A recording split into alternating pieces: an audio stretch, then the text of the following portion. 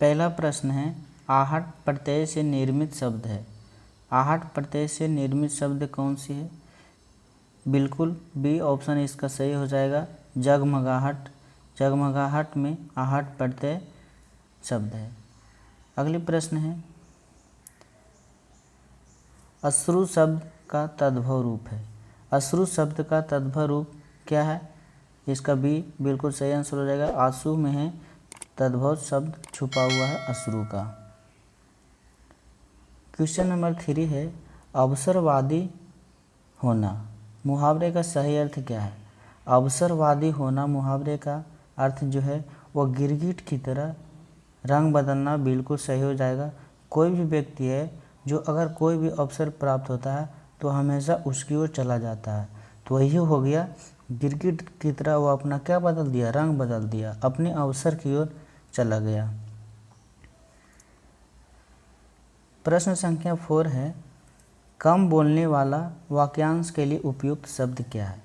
कम बोलने वाला का शब्द सही है मितभाषी।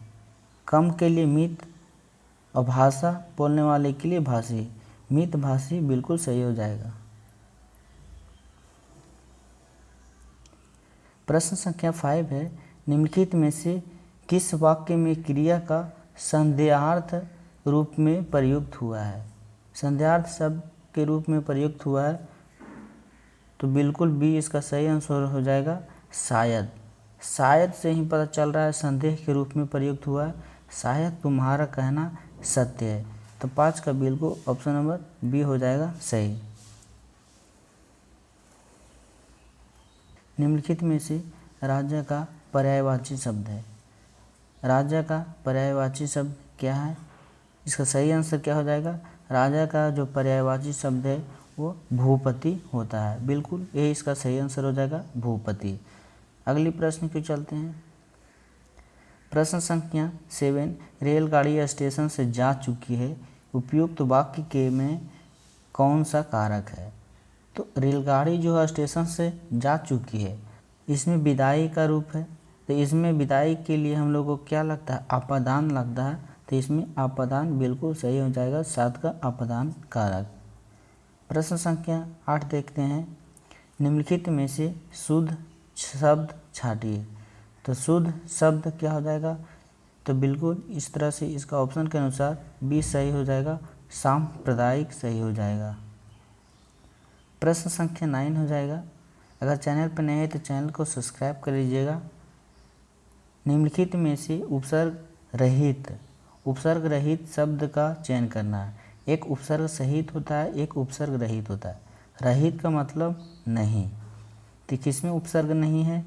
विहार में वि उपसर्ग है, प्रहार में प्र उपसर्ग है, आहार में अ उपसर्ग है, लेकिन कहार में क उपसर्ग नहीं है। इस तरह से इसका आंसर हो जाएगा ऑप्शन नंबर 1 कहार। अगली प्रश्न है प्रश्न संख्या 10, किसी बात को अत्यधिक बढ़ा चढ़ाकर कहना वाक्य के लिए क्या वाक्यांश है? तो किसी बात को अगर अधिक बढ़ा चढ़ाकर बोला जाता है तो उसके लिए अतिशयोक्ति शब्द का प्रयोग किया जाता है, ऑप्शन नंबर सी सही हो जाएगा। प्रश्न संख्या 11 है, काल शब्द का अर्थ क्या नहीं है? तो काल शब्द का अर्थ समय भी होता है, यम भी होता है, मृत्यु भी होता है, लेकिन सी स्त्री नहीं होता है काल शब्द का अर्थ, तो इस तरह से ऑप्शन सी सही हो जाएगा।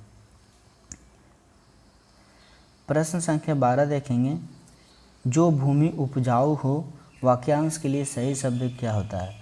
तो जो भूमि उपजाऊ हो उसके लिए तो बंजर नहीं होगा, अर्थश्राव नहीं होगा, ऊसर नहीं होगा, ऑप्शन नंबर बी सही हो जाएगा, उर्वरा। उपजाऊ हो उसे उर्वरा कहते हैं। प्रश्न संख्या 13 देखेंगे, अनुज का सही विलोम शब्द है। अनुज का सही विलोम शब्द क्या हो जाएगा?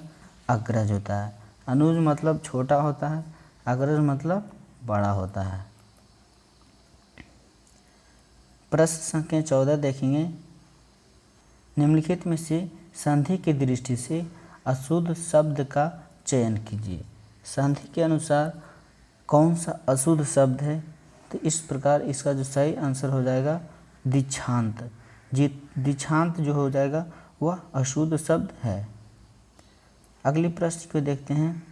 प्रश्न संख्या 15, निम्नलिखित में से शुद्ध शब्द का चयन कीजिए। शुद्ध शब्द का चयन करना है तो पुनर्जागरण किस तरह से लिखा था है? तो पुनर्जागरण, ऑप्शन नंबर सी सही हो जाएगा, बिल्कुल सही हो जाएगा। प्रश्न संख्या 16 देखते हैं।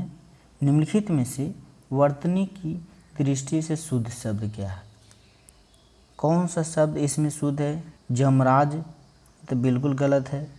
परमात्मा, सौहार्द, स्वास्थ्य, इस तरह से स्वास्थ्य ही एक ऐसा शब्द है जो बिल्कुल सही लिखा है। आप शब्द में कौन सा सर्वनाम है?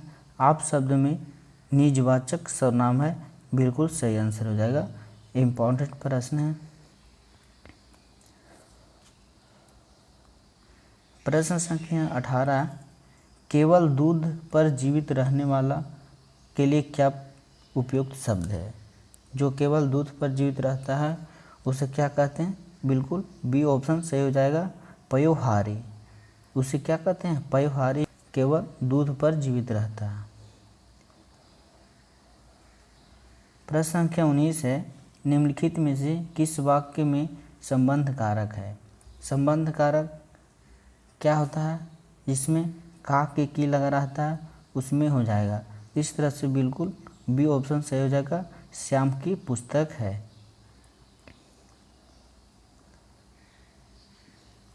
निम्नलिखित में से मिश्र वाक्य है। मिश्र वाक्य कौन सा है? आलोक ने जल्दी भोजन किया, ये तो साधारण वाक्य है। मैंने एक कमज़ोर व्यक्ति को देखा, ये भी साधारण वाक्य है, तो गलत हो जाएगा। गीता ने एक पुस्तक बाजार से, ये भी साधारण वाक्य है।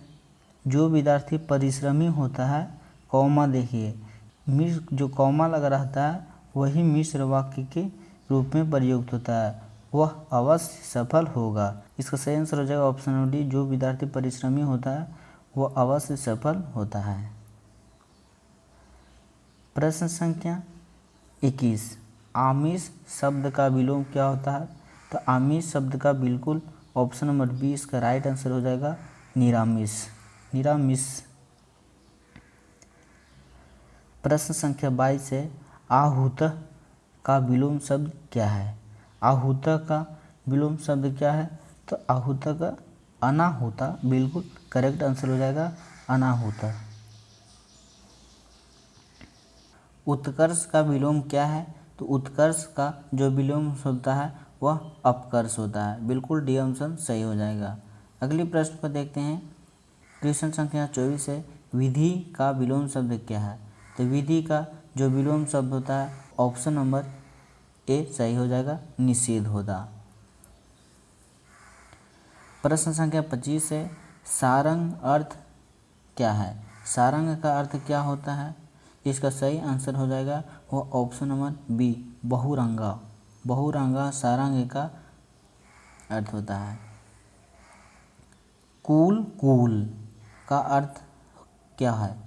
कुल कुल का अर्थ क्या होता है? इसका जो सही आंसर हो जाएगा वंश किनारा। एक कुल का अर्थ होता है वंश, ई कुल का होता है क्या होता है? किनारा होता है। अगले प्रश्न है। कपूत का विलोम शब्द क्या है?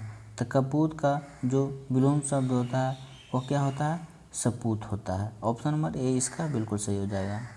प्रश्न संख्या 28 है। अधिक बोलने वाले को क्या कहते हैं? बेवकूफ़, वाचाल, मितभाषी, वक्ता।